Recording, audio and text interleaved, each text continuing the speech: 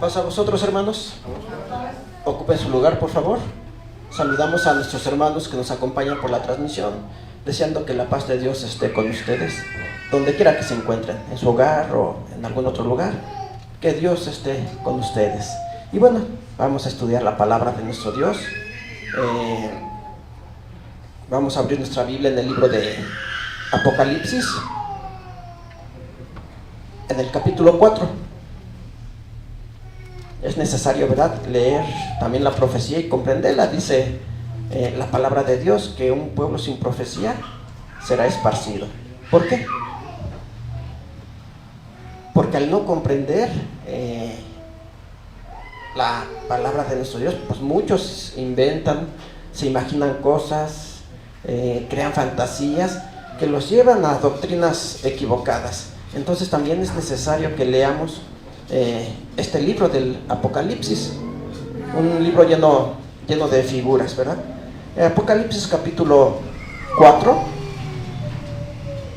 Le voy a dar lectura al capítulo para saber de qué nos habla. Vamos a darle lectura desde el verso 1 hasta el verso 11 para poder darnos cuenta de qué nos está hablando este capítulo, ¿verdad? Dice aquí, en el verso 1, dice: después de estas cosas miré, y he aquí una puerta abierta en el cielo, y la primera voz que oí era como de trompeta que hablaba conmigo, diciendo: sube acá, y yo te mostraré las cosas que han de ser después de estas. Y luego fui en espíritu, y he aquí un trono que estaba puesto en el cielo, y sobre el trono estaba uno sentado.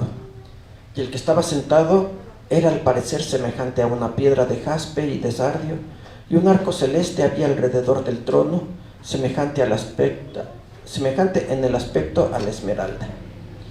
Y alrededor del trono había 24 sillas, y vi sobre las sillas 24 ancianos sentados, vestidos de ropas blancas, y tenían sobre sus cabezas coronas de oro. Y del trono salían relámpagos y truenos y voces, y 7 lámparas de fuego estaban ardiendo delante del trono, las cuales son los 7 espíritus de Dios. Y delante del trono había como un mar de vidrio semejante al cristal. Y en medio del trono y alrededor del trono 4 animales llenos de ojos delante y detrás. Y el primer animal era semejante a un león, y el segundo animal semejante a un becerro, y el tercer animal tenía la cara como de hombre, y el cuarto animal semejante a un águila volando. Y los 4 animales tenían cada uno por sí 6 alas alrededor, y de dentro estaban llenos de ojos, y no tenían reposo día ni noche, diciendo: Santo, Santo, Santo, el Señor Dios Todopoderoso, que era, y que es, y que ha de venir. Y cuando aquellos animales daban gloria y honra y alabanza al que estaba sentado en el trono, al que vive por siempre jamás, los 24 ancianos se postraban delante del que estaba sentado en el trono, y adoraban al que vive para siempre jamás, y echaban sus coronas delante del trono, diciendo: Señor, digno eres de recibir gloria y honra y virtud, porque tú creaste todas las cosas, y por tu voluntad tienen ser y fueron criadas. Bueno, esto es lo que nos dice el capítulo 4 del Apocalipsis. ¿Cómo vemos estas palabras? Decíamos, puede crear confusión, ¿verdad? Puede crear confusión en muchas personas, imaginando o queriendo tomar todo esto de manera literal, diciendo que en el cielo está todo esto que se menciona aquí: animales, ancianos, sillas, tronos. Pero realmente eso es lo que nos está presentando aquí Dios a través de Juan, del apóstol Juan, que recibió esta revelación. Dice el verso 1: después de estas cosas miré, y aquí una puerta abierta en el cielo. Bueno, dice que había una puerta abierta en el cielo. Entonces alguien se puede imaginar que Juan volteó hacia arriba y había ahí una puerta para entrar, para subir al cielo, porque muchos tienen esa esperanza, ¿verdad?, de poder ir al cielo, y dicen, bueno, es que aquí está la puerta. Y al apóstol Juan se le mostró, pero dice, una puerta en el cielo, y la primera voz que oí era como de trompeta que hablaba conmigo diciendo, sube acá. Se le está dando la orden de subir. ¿A dónde? Al cielo, ¿verdad? Sube acá y yo te mostraré las cosas que han de ser después de estas. Bueno, comienza diciendo, después de estas cosas, mire. ¿De cuáles cosas? Es lo que tenemos que comprender, ¿verdad? Primero, dice, después de estas cosas. ¿Cuáles cosas? Bueno, si leemos el capítulo 1, capítulo 2 y capítulo 3 del Apocalipsis, principalmente en el 2 y en el 3, nos habla de 7 cartas que se le ordenó al apóstol Juan escribir y enviarla a 7 iglesias, 7 congregaciones que se encontraban en ciudades en el Asia Menor, a Éfeso, Esmirna, Filadelfia, Laodicea, Sardis, 7, Pérgamo, 7 congregaciones a las cuales se les tenía que enviar una carta para exhortarlos, ¿verdad? Ya en otra ocasión se hablará de eso. Pero entonces dice, después de estas cosas, después de la orden que se le dio de escribir esas 7 cartas, dice que había una puerta abierta en el cielo. Decíamos, todos cuando escuchan la palabra cielo se imaginan allá arriba, lo azul, arriba de lo azul, ¿verdad? Pero no, aquí cuando la Biblia nos habla de cielo, puede tener diferentes significados. Puede ser desde una forma de gobierno hasta el tiempo. Nos está ubicando en una parte del tiempo. Y eso es lo que está haciendo aquí. Nos está hablando de un determinado tiempo. Y dice que se abrió esa puerta porque se le iba a mostrar esa revelación. Dice, la primera voz que oí era como de trompeta que hablaba conmigo. ¿Cómo será la voz de trompeta? ¿Para qué se usa una trompeta? Una trompeta es autoridad, para dar órdenes. En el ejército así se hace, ¿verdad? ¿Para qué se toca la trompeta en el ejército? Para alertar a los soldados. Para alertarlos, para darles una orden, ya sea de que avancen, de que se retiren, incluso para que se levanten por las mañanas, ¿verdad? Tocan la trompeta y todos se tienen que levantar. Nadie puede decir, yo me quedo otro tiempo, ¿vale? Para hacer homenaje a la bandera. Entonces la trompeta es para dar órdenes. Dependiendo el sonido, las notas que se toquen con la trompeta, bueno, pues los soldados, quienes conocen de eso, saben qué orden se les está dando, simplemente con escuchar el sonido de la trompeta. Entonces aquí dice, con voz de trompeta, con una voz de mando, una voz de autoridad. Sube acá. ¿Que suba al cielo? No, ven aquí para que veas esto que se te va a revelar. Y yo te mostraré las cosas que han de ser después de estas. Sí, después de las cartas que se les escribió a las 7 iglesias en el Asia Menor. Bueno, se les va a dar otra revelación al apóstol Juan. En el verso 2 dice, antes vamos a leer, vamos a poner una marca aquí yo le voy a poner aquí el separador que trae la Biblia, aquí en el Apocalipsis 4, para poder regresar con más facilidad, ¿verdad? Con más rapidez, porque bueno, vamos a estar leyendo este capítulo, pero ahorita vamos a abrir nuestra Biblia en el Evangelio de Juan. Evangelio de Juan, capítulo 10.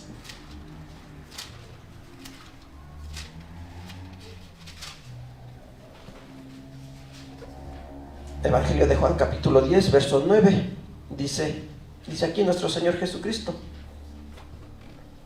Ya lo tenemos, dice, yo soy la puerta, el que por mí entrare será salvo, que entrará y saldrá y hallará pastos.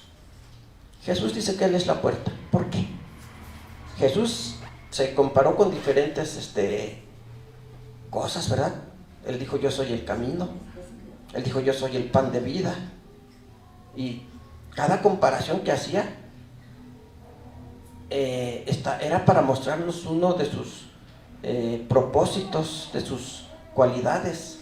Cuando dice yo soy el camino es porque a través de Él podemos llegar al Padre. Cuando dice yo soy el pan de vida, es porque a través de su predicación, de su doctrina, nosotros nos alimentamos nuestro espíritu, nuestra espiritualidad. Y entonces aquí cuando dice yo soy la puerta, el que por mí entrare será salvo, y entrará y saldrá y hallará pastos. El que por mí entrare será salvo. ¿Por qué? ¿A qué se refiere? Porque a través de él entramos a este plan de salvación. A través de él entramos al pueblo de Dios, a la iglesia de Dios. Al aceptar a nuestro Señor Jesucristo, entonces tenemos esa oportunidad para poder entrar y ser parte del pueblo de Dios. Entonces él es la puerta, no hay otra puerta. No hay alguien más, como dijo el apóstol Pablo, en quien podamos ser salvos. Solamente él es la entrada para poder entrar al plan de salvación, para poder ser parte de este plan de salvación, ¿verdad? Entonces, regresando al capítulo 4 de Apocalipsis, dice, vi una puerta abierta en el cielo. Es Jesús, ¿verdad?, que nos está haciendo esa invitación. Dice, sube acá. Nos está haciendo esa invitación para entrar. ¿A dónde? ¿A dónde? ¿Qué decíamos que puede simbolizar el cielo? Un gobierno. Entonces, para entrar a ese gobierno de Dios, para entrar al reino de Dios, y no allá en el cielo, ¿verdad?, como muchos imaginarían. Allá en el cielo está el reino de Dios, por eso es el reino de los cielos, dicen ellos, ¿verdad? No, el reino de los cielos está acá, está aquí en la tierra. Él dijo, no dirán helo aquí ni helo allá, porque el reino de los cielos entre vosotros está. ¿Y cuál es ese reino de los cielos? Su pueblo, su iglesia, que se gobierna por esas leyes celestiales. Y decíamos, la única entrada, la única manera de entrar a este reino es a través de nuestro Señor Jesucristo. Entonces le dice, sube acá y yo te mostraré las cosas que han de ser después de estas. Ya decíamos, después de la orden que se le dio para escribir las cartas a estas 7 iglesias del Asia Menor. En el verso 2, ahora sí dice, y luego yo fui en espíritu, y aquí el trono que estaba puesto en el cielo, y sobre el trono estaba uno sentado. En el cielo, dice aquí, y aquí un trono que estaba puesto en el cielo. Allá arriba, decíamos, arriba del azul hay un trono donde Dios está sentado, porque aquí el que estaba sentado en el trono que nos menciona aquí es nuestro Dios. Si decimos que el cielo es un gobierno, entonces el trono está en ese gobierno. ¿Quién es el trono de Dios? ¿Dónde está el trono de Dios? ¿Quién es el trono de Dios? El pueblo de Israel. Sobre él está sentado, sobre él, al pueblo de Israel le dio sus leyes, sus mandamientos. ¿Por qué? Porque esa puerta de entrada, decíamos, es para poder ser parte de ese sistema de salvación. ¿Y a quién se le dio primero? ¿A los gentiles? No, ¿verdad? A los judíos, dijo Cristo. Al judío primeramente y después al griego, es decir, ya después los gentiles. Entonces dice, y luego fui en espíritu. En espíritu no quiere decir que se le haya salido su espíritu como un fantasma y haya ido volando, ¿verdad? No, en espíritu es decir, en la revelación que se le dio en su intelecto. En su intelecto, es decir, Juan estaba viendo todo esto a través del intelecto que Dios le estaba revelando en su inteligencia. Por eso se fui en espíritu, no físicamente en carne, sino la revelación que Dios le estaba dando en su mente. Fui en espíritu y aquí el trono, un trono que estaba puesto en el cielo, es decir, decíamos, en el gobierno de Dios está el pueblo de Israel. Él es el trono de Dios, que estaba puesto en el cielo, y sobre el trono uno que estaba sentado. Este trono, decíamos, es el poder, la majestad, mostrando la soberanía de Dios, el gobierno de nuestro Dios. Él es el que gobierna. ¿De qué manera? A través de las leyes celestiales, leyes espirituales. ¿Cuáles son esas leyes celestiales o espirituales? Sus 10 mandamientos. Los 10 mandamientos que ha dado a la humanidad. Pero que bueno, en un principio, y bueno, podemos ir hasta ahora, nadie las quiere aceptar, ¿verdad? Quien la aceptó era el pueblo de Israel. Y ahora quien continúa con esas leyes, manteniendo esas leyes, es la iglesia. Entonces, de eso nos está hablando aquí. El trono en el cielo es el trono de nuestro Dios que está gobernando a un pueblo.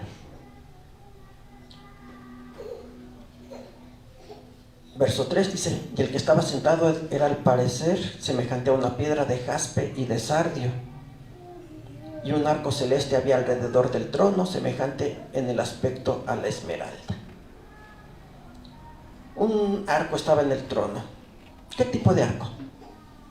¿Un arco como el que usan los cazadores? No, está hablando de un arco, de un arco celestial. Es decir, ¿qué tipo de arco? Tenemos el ejemplo ahí en el libro de Génesis, capítulo 9, ¿verdad? Después del diluvio. ¿Qué se apareció? ¿Mande? El arco iris se apareció, ¿verdad? Este es un arco que se aparece en el cielo. Lo vemos en el cielo. ¿Y qué estaba representando o para qué se apareció ese arco después del diluvio? Para recordar que ya no lo iba a destruir, pero era un pacto. Ese arco es la señal del pacto de Dios con la humanidad. Entonces aquí al decir que un arco celeste alrededor del trono está hablando de ese pacto que Dios tenía con el pueblo de Israel.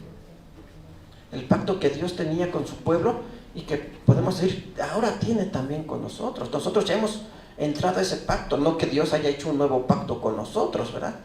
Hizo y renovó el pacto con Israel, y nosotros somos invitados a poder pertenecer y ser parte de ese pacto ahora. Entonces, a eso se refiere cuando dice: y un arco celeste había alrededor del trono. Es decir, alrededor del pueblo de Israel. Ya dijimos que el trono es Israel, y Dios estableció un pacto con ellos. El pacto lo hizo primeramente con Adán al principio, en la creación. Adán falló y por eso fue expulsado del huerto del Edén. Después, ya mencionábamos, la humanidad toda se corrompió y por eso llegó el diluvio. Entonces Dios renovó ese pacto ahora con Noé, ¿verdad? Y su descendencia, es decir, con la humanidad. Y la señal de ese pacto es el arco iris. La humanidad se volvió a corromper y se hace un pacto ahora ¿con quién? Con Abraham. Le dice: ahora va a ser tu descendencia, tú y tu descendencia. Dice: haré un pacto con ustedes. Y ese pacto lo confirma con Isaac, hijo de Abraham, y después con Jacob, hijo de Isaac. Y ahí es como se comienza a formar el pueblo de Israel, bajo ese pacto. Vamos a ver Romanos capítulo 10. Verso 10. Sí, capítulo 10, verso 18.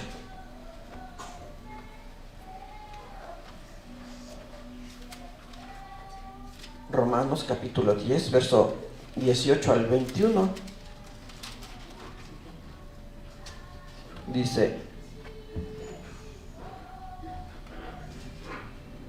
Romanos 10, del 18 al 21. Mas digo, ¿no han oído? Antes bien, por toda la tierra ha salido la fama de ellos, y hasta el cabo de la redondez de la tierra las palabras de ellos. Mas digo, ¿no ha conocido esto Israel? Primeramente Moisés dice: yo os provocaré a celos con gente que no es mía, con gente insensata os provocaré a ira. E Isaías determinadamente dice: fui hallado de los que no me buscaban, manifestéme a los que no preguntaban por mí. Mas acerca de Israel dice: todo el día extendí mis manos a un pueblo rebelde y contradictor. Aquí nos está hablando de ese pacto, ¿verdad? ¿No ha oído? Dice: mas digo, ¿no han conocido esto Israel? Primeramente Moisés dice: yo os provocaré a celos con gente que no es mía. ¿Por qué los iba a provocar a celos? Porque el pacto era con ellos. Pero a ellos, al rechazar ese pacto, Dios dice, los voy a provocar a celos ahora con un pueblo que no es mío, un pueblo que no es Israel. ¿Quién es ese pueblo? El pueblo gentil.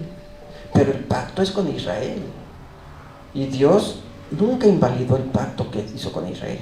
Ellos lo violaban, lo transgredían, pero Dios nunca lo invalidó. Por eso dice aquí, en el verso 20,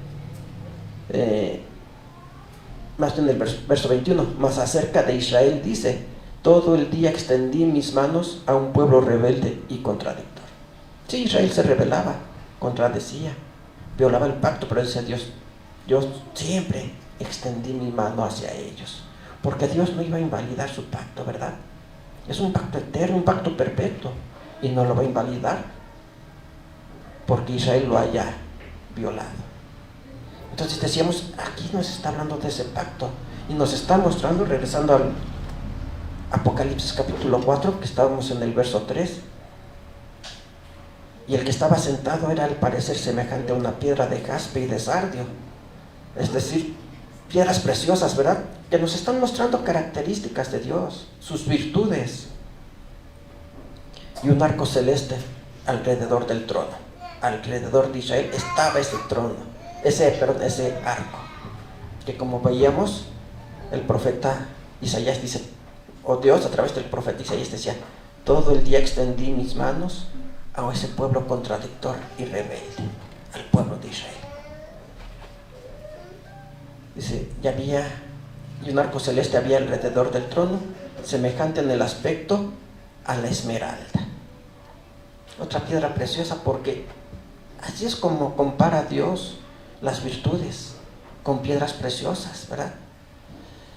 En el libro de los Salmos y Proverbios vemos que nos habla de estos, o nos menciona todas estas piedras preciosas para hablarnos de virtudes que Dios tiene y que comparte con su pueblo, comparte con sus hijos, virtudes que la humanidad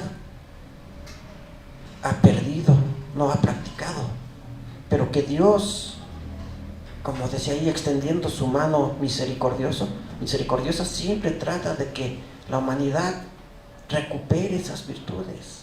Por eso nos menciona aquí estas piedras preciosas. Verso 4 dice, y alrededor del trono había 24 sillas, y vi sobre las sillas 24 ancianos sentados, vestidos de ropa blancas, y tenían sobre sus cabezas coronas de oro. Alrededor del trono, bueno, ya hemos dicho, lo hemos mencionado, el trono es Israel. Israel es el trono de Dios. Y alrededor 24 sillas, y sobre las sillas 24 ancianos sentados. ¿Quiénes son estos 24 ancianos que están alrededor del trono de Dios en el pueblo de Israel? Bueno, hay quienes se puede interpretar que son los 12 patriarcas, ¿verdad? Los 12 patriarcas, las 12 tribus de Israel, los 12 hijos de José y los 12 apóstoles. Ya son 24 ancianos que están alrededor del trono. ¿Por qué? Porque los 12 patriarcas son la base, de ahí surgió el pueblo de Israel, las 12 tribus. Los 24 apóstoles, bueno, fueron los que predicaron por orden de nuestro Señor Jesucristo. Pero también podemos decir que estos 24 ancianos son los 24 sacerdotes que se mencionan en el primer libro de Crónicas, capítulo 24. ¿Sí recuerdan esos 24 sacerdotes? Vamos a buscarlo. Primer libro de Crónicas, capítulo 24, para recordar quiénes son esos 24 sacerdotes. Primero de Crónicas, capítulo 24.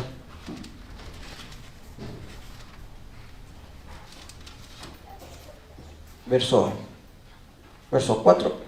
Bueno, le voy a dar lectura desde el verso 1, en el primer libro de Crónicas, capítulo 24, del verso 1 al verso 4 dice: También los hijos de Aarón tuvieron sus repartimientos.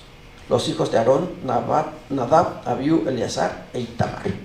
Aquí, bueno, el rey David estaba reorganizando el culto en el templo. Ya había varios sacerdotes que tenían que ser acomodados para que pudieran oficiar. Y nos está hablando de los hijos de Aarón. Recordemos que Aarón, hermano de Moisés, fue el que recibió el sacerdocio. Y ese sacerdocio tuvo que ser heredado a sus hijos. Era un sacerdocio que iba pasando de padres a hijos. En este caso de Aarón a sus 4 hijos, que eran Nadab, Abiú, Eleazar e Itamar. Pero bueno, ya en los tiempos de David, todos ellos habían muerto y estaban sus descendientes, que tenían que ser repartidos para poder oficiar, ¿verdad?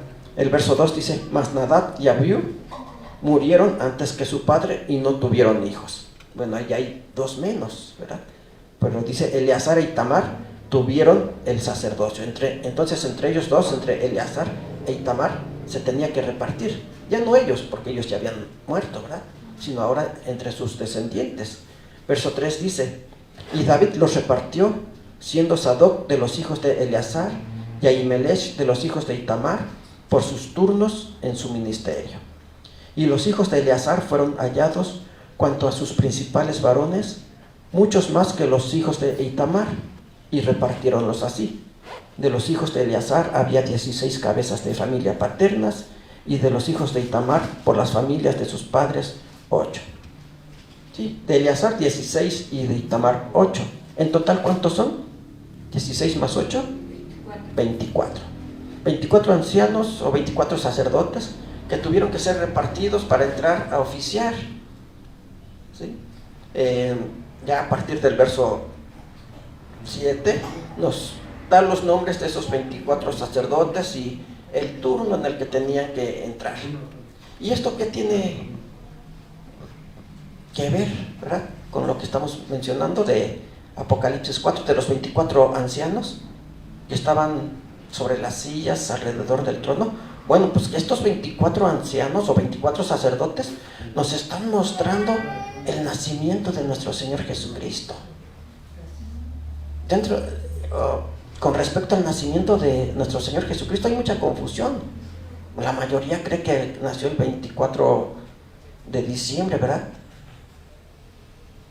Pero ya estudiando, revisando estas 24 suertes y comparándola con el libro de Lucas, capítulo 1, nos damos cuenta que no fue así, que nuestro Señor Jesucristo nació aproximadamente en la segunda quincena del mes de octubre, ¿verdad? Ya hablando del calendario que usamos comúnmente. Pero bueno, entonces podemos decir, estos 24 ancianos son testigos del nacimiento del Salvador, porque ellos son los que están marcando el tiempo en el cual iba a nacer nuestro Señor Jesucristo. Recordemos que en Lucas dice que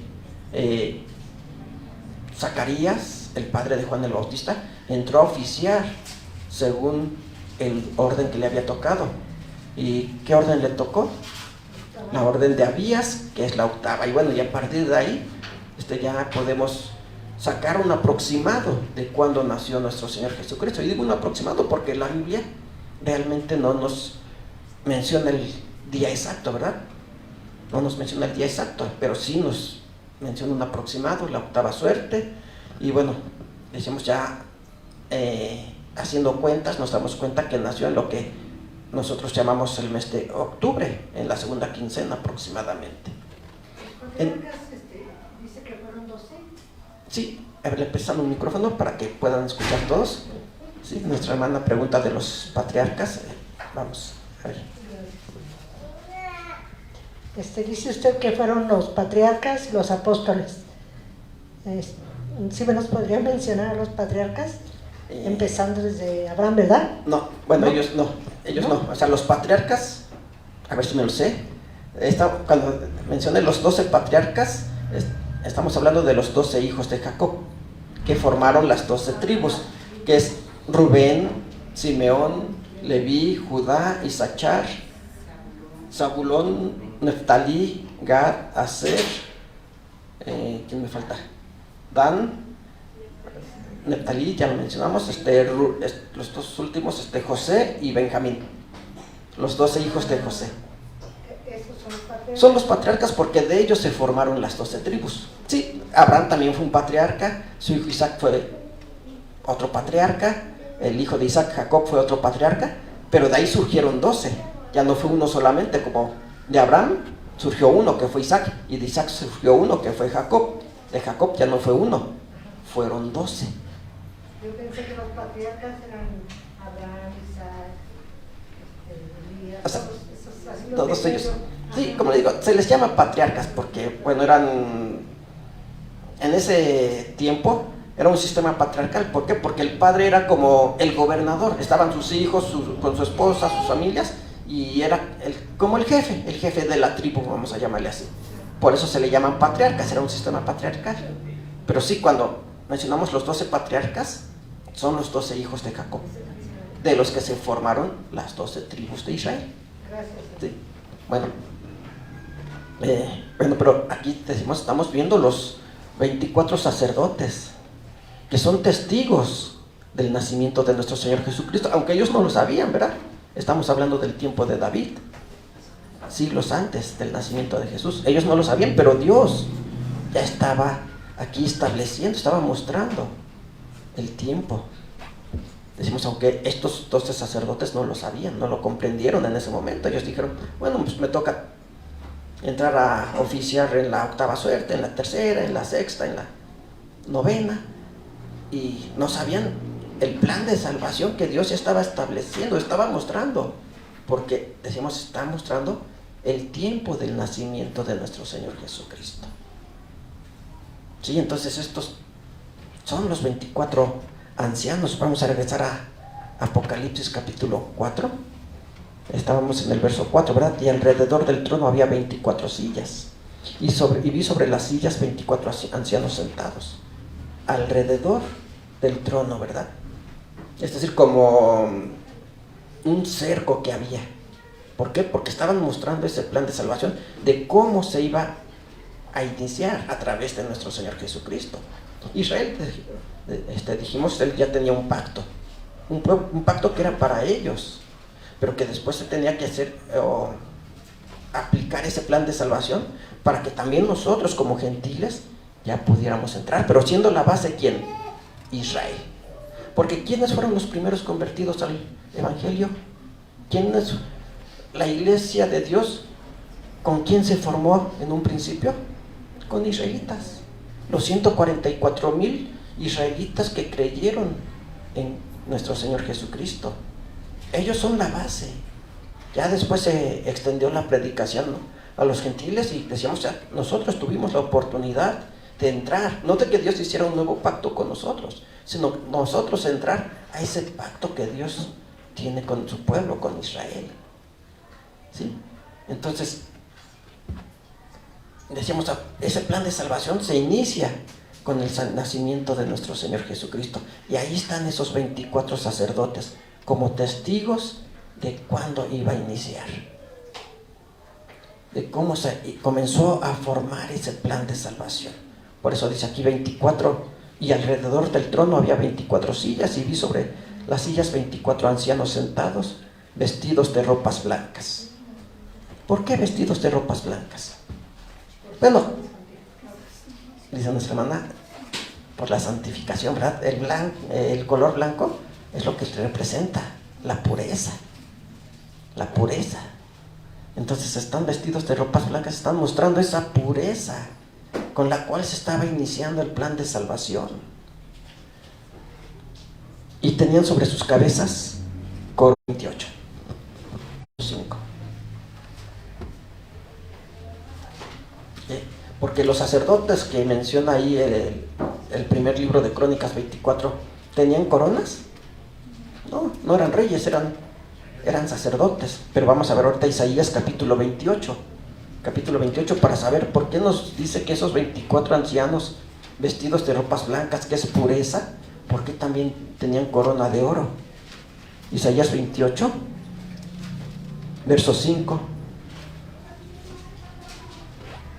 Isaías capítulo 28, verso 5 y verso 6 dice: en aquel día Jehová de los ejércitos será por corona de gloria y diadema de hermosura a las reliquias de su pueblo, y por espíritu de juicio al que se sentara en juicio, y por fortaleza a los que harán tornar la batalla hasta la puerta.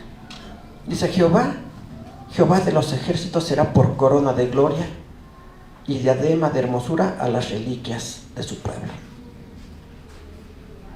¿En qué parte del cuerpo se usa la corona?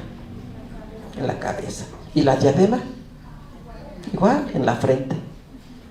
¿Verdad? ¿Por qué? Porque aquí nos está mencionando que Jehová de los ejércitos será por corona de gloria y diadema de hermosura. ¿Dónde trabaja el Espíritu de Dios? En la mente del hombre. El Espíritu de Dios trabaja en la mente para renovarnos. Decía el apóstol Pablo en Efesios capítulo 4, ¿verdad? Renovaros en el espíritu de vuestra mente. ¿Por qué? Porque nosotros desde que nacemos vamos formando nuestro propio espíritu. No el espíritu de vida, ese lo tenemos desde que nacimos, ¿verdad? Y ese proviene de Dios. Pero conforme vamos creciendo por la influencia del mundo, por lo que vamos aprendiendo, escuchando, vamos formando nuestro espíritu, es decir, nuestra personalidad, nuestra forma de pensar. Y muchas de las veces, o siempre pudiéramos decir, ese espíritu se va hacia lo malo. Así lo dijo Dios después del diluvio. Dice, el pensamiento del hombre es malo desde su juventud. Entonces, ¿qué tenemos que hacer? ¿O qué hace Dios? Renueva nuestro espíritu, el espíritu de nuestra mente. ¿Con qué? Con su espíritu, con el Espíritu Santo. Por eso dice, en aquel día Jehová de los ejércitos será por corona de gloria y diadema de hermosura a las reliquias de su pueblo. Y dice aquí el verso 6, y por espíritu de juicio al que se sentare en juicio. Por espíritu, es decir, ese espíritu, esa energía, porque eso es el espíritu, una energía. La energía de Dios, la energía que Dios pone en nuestra mente para poder cambiar nuestros pensamientos. Y entonces a eso se refiere en el capítulo 4 de Apocalipsis, ¿verdad? Capítulo 4, verso 4, que dice al final que de estos, bueno, dice, y alrededor del trono había 24 sillas, y vi sobre las sillas 24 ancianos sentados, vestidos de ropas blancas. Ya dijimos, son estos 24 sacerdotes que fueron testigos de cómo se comienza a desarrollar el plan de salvación. Decíamos, aunque ellos no se dieron cuenta en ese momento, pero Dios ya los estaba usando. Pero dice vestidos de ropa blanca, así que ya dijimos, es la pureza con la cual se comienza a desarrollar este plan de salvación. Y tenían en su cabeza, sobre su cabeza, coronas de oro, el Espíritu de Dios. Estaban siendo coronados con el Espíritu de Dios, transformando su mente, transformando sus pensamientos. Verso 5 dice, y del trono salían relámpagos y truenos y voces, y 7 lámparas de fuego estaban ardiendo delante del trono, las cuales son los 7 espíritus de Dios. Del trono salían relámpagos, truenos y voces. ¿Qué es un trueno? ¿O qué está representando un trueno? La voz de Dios, sí, pero todos hemos escuchado un trueno. ¿Cómo es? Fuerte, potente, ¿verdad? Si lo escuchamos, ¿cómo sentimos? ¿Qué sentimos en nuestro ser? Escalofrío, dice nuestro hermano. Sentimos que todo se estremece, ¿verdad? Por la potencia que tiene. Pero los truenos no son semejantes a la voz. Con el micrófono, por favor. Los truenos y los relámpagos no creo que sean como los que se escuchaban cuando dio los 10 mandamientos. Porque dice que, ¿no? Cómo estaban temerosos y cómo humeaba. O sea, no me los imagino. Sí, y el pueblo dijo, por eso le dijo el pueblo a Moisés, ya no queremos escuchar nosotros, ve tú y habla con él. Y tú nos dices qué te dijo y nosotros vamos a obedecer. Pero ya no queremos escuchar. Sí, por la potencia, ¿verdad? Por la potencia que había en esos truenos. Pero entonces aquí cuando dice que del trono, porque aquí dice que del trono salían relámpagos y truenos y voces. ¿Cuáles son esos relámpagos, truenos y voces? Juan capítulo 12. Juan capítulo 12, verso 27.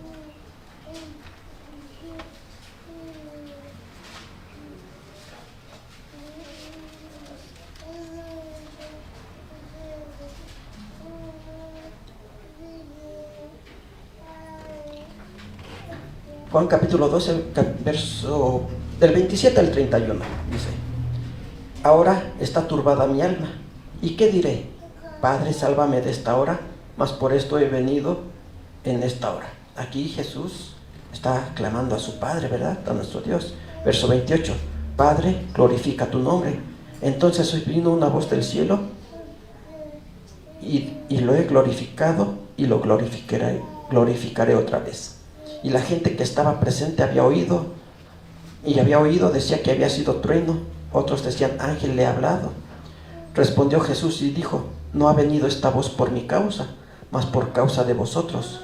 Ahora es el juicio de este mundo, ahora el príncipe de este mundo será echado fuera. Sí, Jesús está clamando a Dios y se oye una voz, ¿verdad? Y todos los que estaban ahí la escucharon, y unos decían: es un ángel que ha hablado.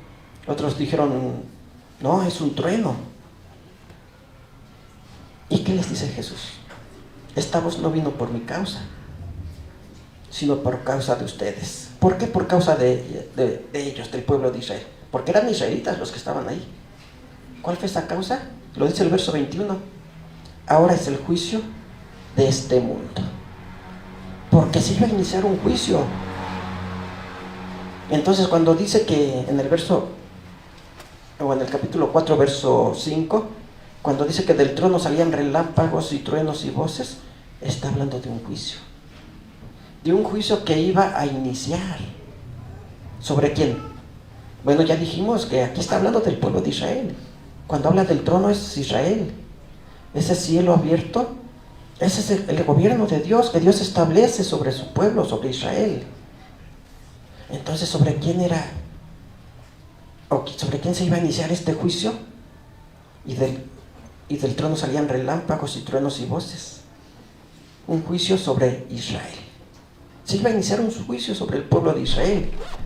Sigue diciendo: y 7 lámparas de fuego estaban ardiendo delante del trono, las cuales son los 7 espíritus de Dios. 7 lámparas ardiendo sobre el trono, los 7 espíritus de Dios. ¿Por qué? Porque con esos 7 espíritus se iba a hacer el juicio. ¿Qué son los 7 espíritus de Dios? Las 7 virtudes de Dios: amor, gozo, paz. No, perdón, ya me equivoco. ¿Qué? Estoy hablando de los frutos, ¿verdad? Amor, paz. ¿Alguien se lo sabe? ¿Mande? Verdad. Ya hasta se me olvidaron. Fortaleza, santidad, luz. Los 7 espíritus de Dios. Que esos 7 espíritus Dios se lo dio a su pueblo. Esos 7 espíritus Dios se las da a su pueblo. Entonces, con esos 7 espíritus los iba a juzgar. Si realmente estaban cumpliendo. ¿Por qué? ¿Dónde están nuestros 7 espíritus? Bueno, no hay un verso donde se encuentren todos, se van entresacando. Cuando dice tu palabra, como dice en Isaías, Dios es verdad, tu palabra es verdad. Ahí vemos que esta es la verdad. En Juan, cuando dice, y el Espíritu, no, más bien en Juan también dice, y el Espíritu de verdad, pero también habla del Espíritu Santo. Tendríamos que checarlo, no los recuerdo ahorita las citas, por ahí las tenemos.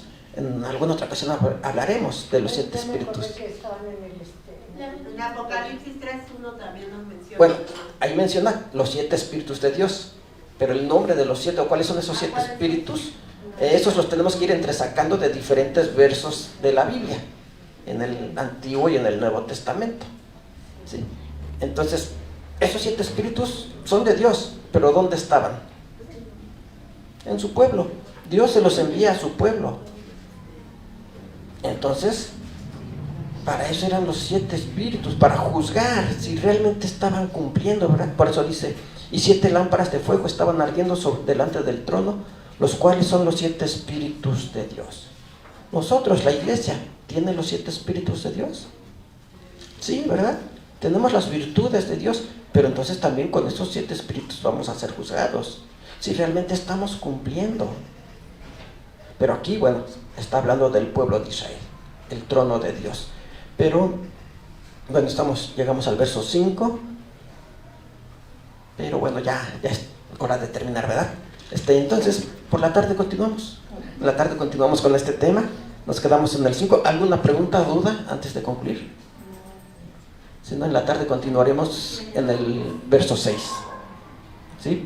Donde nos habla de un mar de vidrio semejante al cristal, y en medio del trono y alrededor del trono 4 animales llenos de ojos delante y detrás. Ya veremos qué es ese mar de vidrio y los 4 animales, y bueno, continuaremos con este capítulo, pero sí, ahorita se nos terminó el tiempo, pero no hay problema, continuamos en la tarde, ¿verdad? Vamos a recibir a nuestro hermano Rodolfo Pichardo para concluir con este culto. Que Dios los bendiga, hermanos. Paz a vosotros.